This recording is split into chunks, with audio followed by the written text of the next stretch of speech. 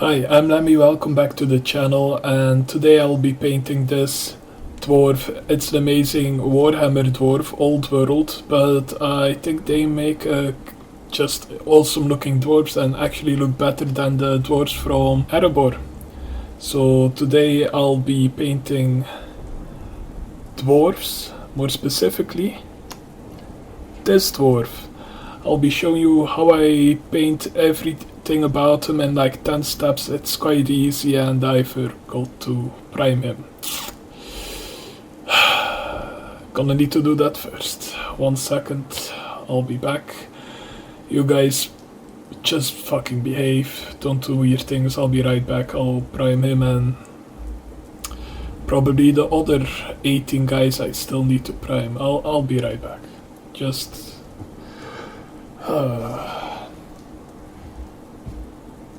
I think he's gone, lads. I think the giant fucker is gone.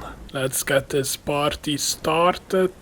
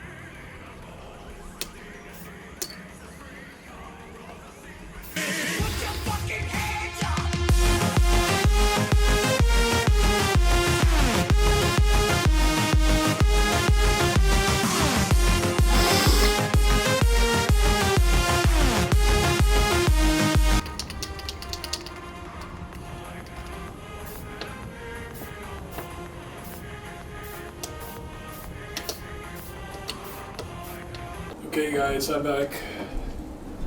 Didn't do anything weird while I was gone. Wouldn't you like to know, weather boy? You better fucking did it.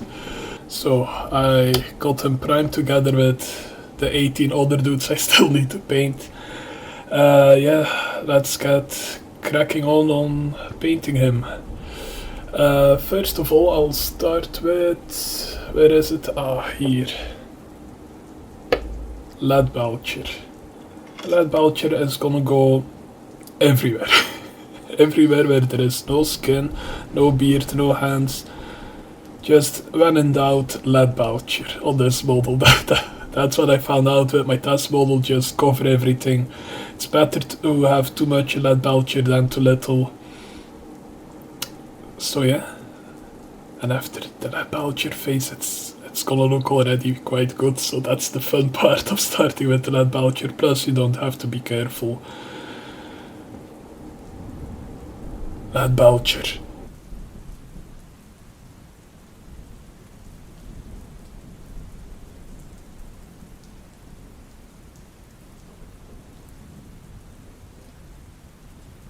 And now our dwarf looks very shiny and should look like this if you're following along at home. Next up is Pure Red. For the red beard I give my dwarves because I know absolutely fuck all about Warhammer. Generally don't know shit about the lore, but all I know from my youth growing up and seeing other people painting their Warhammer, I think they usually paint the beard red. No clue why. Might look cool, as with this bad boy. His red beard actually came out looking way better than I expected. And I think I painted it with Pure Red, so let's go for Pure Red. Just on the beard, and while we're in the face area, might as well just put some agate skin in there, because I bought every skin color triad from the army painter and now I feel obliged to use as many different ones as I can in every video. So yeah, agate skin, Pure Red, and the face area will be fully done. Then we can start looking at details like the shield, the hand and the handle of the axe and or hammer. Might as well just say it now.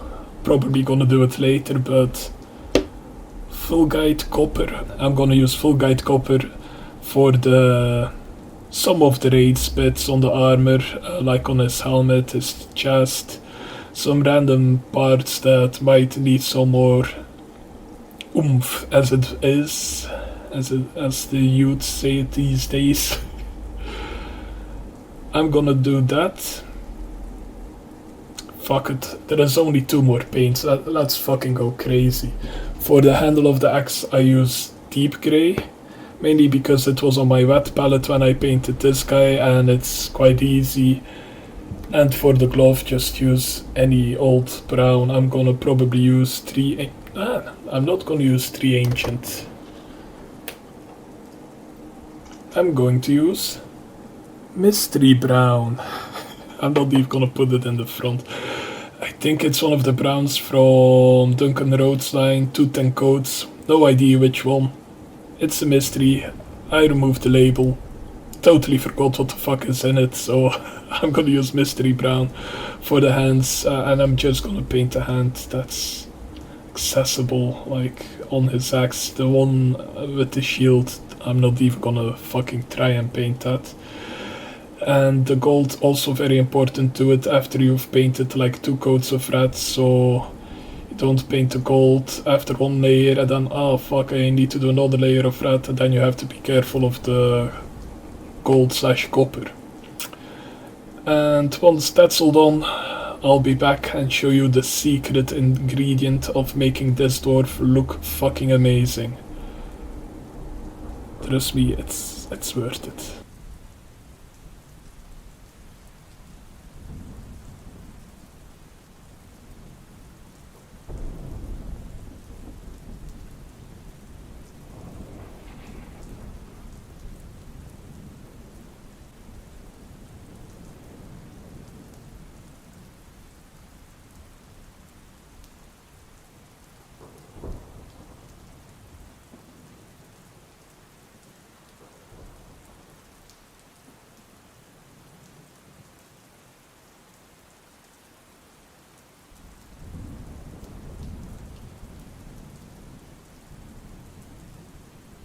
So the model should look something like this at this point. It's not perfect, but it's getting there.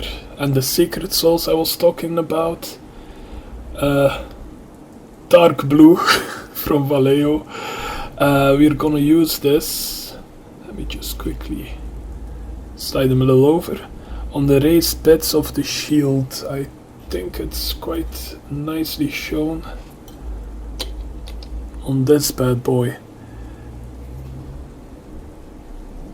where you can see that the blue on a shield really nicely contrasts with the silver, and I just really like the dark blue. So I'm gonna put this on every shield. Once that's dry, non-shiny null oil. This is my own secret recipe with Vallejo blackwash and Vallejo glaze medium, 50-50 roundabout. And it takes a fucking century to dry, but when it dries very matte, very beautiful. I love it. And then the face, we do Reichland Flash Shade. That's the only part we are not gonna hit with null oil. Every other part we are gonna hit with null oil. And once that's done, Purette, once again, to the rescue.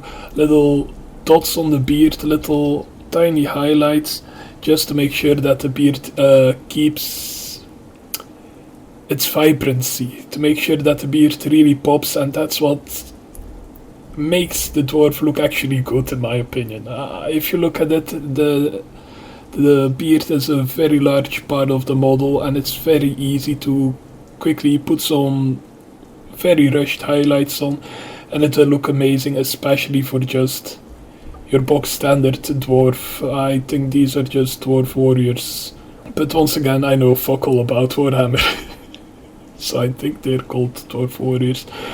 I might actually use them as a stand-in for erebor warriors, because they look amazing.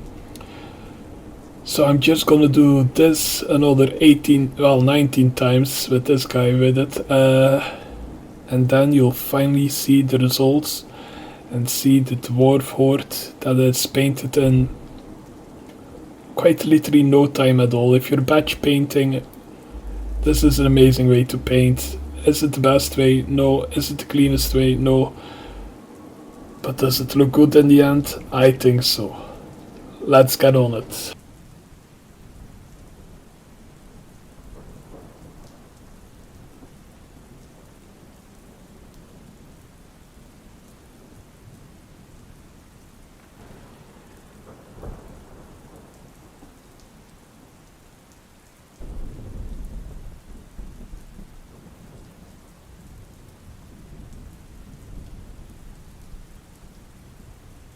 And just like that, I have finally painted, well finally, it's actually quite simple and quick, 20 of the dwarf warriors that I completely forgot the name of on the box, but I think they're just dwarf warriors or dwarf hammerers, but you can also make them like these guys. I don't know how it's called in universe of Warhammer. I'm probably gonna use them as a substitute for erebor warriors, as I've already said many times. I think it came out great. And since you already liked, subscribed and left a comment, I'm gonna tell you a little secret. If you highlight the red beard, just add a drop of water on your wet palette to the red and go over it once, twice until you get a nice coverage of the highlight, so it isn't darkness and then bright highlight. Just try it out, play around with it if you're following along at home. It's a very nice way to get that little bit of pop in your dwarf beards. But once this is done, I have a question for you guys, and if you've watched this far along in the video, I hope you will answer it. What do you want me to paint next? This musician guy? This captain guy? Or this banner bearer guy? Either one of them could be next. Leave a comment so I know what to record first, because depending on how well this video does, I will probably paint these three on camera and give them more of a hero approach. Add some more highlights, give them more detail, make sure they stand out from the big horde that is these dwarf warriors. Even though the dwarf warriors in themselves look quite good, I think we can do a little bit better for the command in this group. So yeah, and oh, you've been quiet. I am a dwarf and I'm digging a hole. Diggy diggy hole. Diggy diggy hole. And now I see why. Anyway, let's go back. These guys look amazing if you're following at home. Just though, like 10 steps and you have some pretty good looking dwarves. I still need to do the bases. I know, I can already hear the comments. Those are gonna be done when the whole batch is complete, the 3 commanders as well. I hope to see in the next video where I will maybe paint one of these 3 guys or do something completely different. And yeah, see you then.